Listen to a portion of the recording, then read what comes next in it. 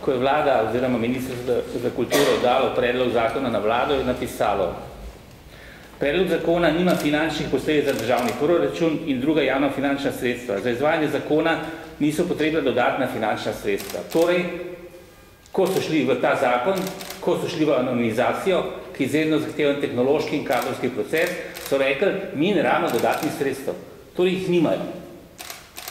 Torej bojo to delali z obstoječimi ljudmi. In danes so objavili nekaj tisoč strani, ali manj mogoče dekadaliziranih nekaj tisoč strani, to je, ne vem, če je to tisočinka gradiva, ki je odprto po novem zakonu. To je prva stvar. Druga stvar. Stari zakon ima neke napake, zato ker napake ima v tem, da ko sem jaz leta 2010 prišel prvič ven s tem, kaj je vendarle ostalo v tem uničenem arhivu, 90% uničenem arhivu, so se začele težave. 4 leta smo, kdorkoli je prišel v arhiv, je podpisal, ne bom objavljal osebnih občutljivih podatkov, ki jih bom našel v arhivu, in smo neomejeno gledali udbovski in ostale dele arhiva. Ker ni bil samo udbovski odprt, tudi partija, SZDL, pravosodni organi in tako naprej. Vedno se pogovarjamo o udbovskem delu arhiva. Nikogar drugi deli arhiva, ki se ravno tako pod zaporom osebnih občutljivih podatkov ne zanimajo. Tudi danes ne. Pogovarjamo se samo o udbovskem delu arhiva. Zapira se pa z anonimizacijo celoten arhiv bivšega propadlega režima. Celoten arhiv, ne samo udbovski arhiv. Zdaj bo treba anonimizirati tudi ostale dele arhiva. V pravosodnem delu arhiva, pa ne samo arhivu Slovenije, tudi v mestnem arhivu, v vseh podeželskih arhivih po celi Sloveniji bo treba vse sodne spise anonimizirati. Delo se bo ustavljalo, verjemite mi, ni teh sredstev, kadrov, ki bi lahko to naredili. Oziroma sploh ni predvidenih sredstev za to, nikjer. In jih ni možno dobiti, po moje, v tej državi, v tem trenutku. To je prvo. Drugo, stari zakon, duh starega zakona je odprtje vseh arhivov prejšnjega režima. Duh zakona. S tem, da se ščitijo žrtve.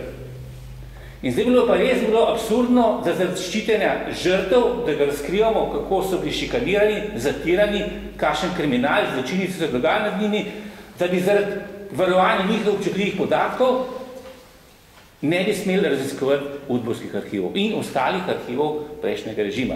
Zato je bila ta rešitev zelo elegantna. Podpišemo, ne bomo objavljali. Ni bilo ene tožbe v 4 letih, takrat, ko smo to delali, ene tožbe, pritožbe žrtve, da smo napisali kaj v njemu, kar je kršilo njegovo osebno integriteto. Ene tožbe ni bilo na sodišču. Mene so tožili sodelavci udbe, ne pa žrtve režima, ker sem jih razkril, da so bili sodelavci udbe. In se odstopili od tožbe, je odstopil od tožbe. Kaj je novi zakon? Novi zakon je pa, duh zakona je pa zapiranje. Zakaj zapira? Odpira večji del arhiva. Dobro je, da odpira predsedstvo SRS in pred SFRJ, ki je bilo prej zaprt 30-40 let. To je dobro, da to dodajajo zraven k SZDL-ju, partiji, sindikatom, mladini, udbe, pravosodnim organom in tako naprej. To je v redu. Ampak hkrati, ko nam dajo, nam vzamejo. To je tako, kot bi jaz rekel, zdaj imam eno klobaso, pa jem, pa en prav, jaz ti dal 2 klobasi. Pa mi da pa prav, ne, atom je preštel bolje, atom bo v klobasi, poš pa ti lahko klobaso jedu. To je ta anonimizacija. Oni nimajo resursov, oni nimajo sredstev, oni nimajo ničesar. V čitalnici Slovenskega nacionalnega arhiva imate en mikročitalc za 2,5 milijona fotografskih slik, ki je večkrat zaseden, tako da jaz kot stani uporabnik ne moram tega gledati, ki je večkrat pokvarjen in še podarjeni bil sove. En čitalec. Nacionalna knjižnica ima 6 v svoji časopisni čitalnici. 6. Nacionalni arhiv ima en čitalec. In zdaj pa oni govorili o digitalizaciji, o anonimizaciji, o kolosalnem projektu, kolosalnem tehnološkem projektu. Sama digitalizacija bi trajala leta, ker treba vse to šifrirati. Vse te posnetke treba šifrirati, spraviti nekaj red, sistematizirati, popisati in tako naprej. Kaj še je anonimizacija, ko treba to vse prebrati pa počrtati? In potem še lahko raziskovalci pride do tega. No, da bila pa mera še vsega popolna, so pa zelo zavzeli pogoje, kako lahko premagaš to anonimizacijo. Prejšnji zakon je rekel, če je javni interes večji od občutljivih osebnih podatkov, evo, izvolite, dobite dovoljenje. In smo dobili dovoljenje za udbovski del arhiva, za ostalo ne, ker smo vedno lahko gledali brez vseh dovoljenj. Še danes, pred enim tednom sem vedel osebne občutljive podatke v partijskem arhivu. Nihče mi ni vprašal nič. Tako sem vedel v enem dnevu, brez anonimizacije. Ne. In seveda, to so dejstva. Novi zakon prav pa, moraš biti raziskovalec, jaz nisem raziskovalec, nimam nobenega papirja. Mene imenuje zgodovinar, da sem hobi zgodovinar, da sem ljubitelj, da sem amaterski zgodovinar, jaz po tem pogoju ne moram dobiti dovoljenja več, nadaljnega dovoljenja za pogled v udbovske ali katerikoli, ker zdaj mogo prositi tudi za druge dele arhiva, bomo imeti prošnjo, ker prej nisem rabil, ker se nihče ni zanimal za to. Zdaj treba tudi to anonimizirati, gospodje dragi. Vse pravosodne organe.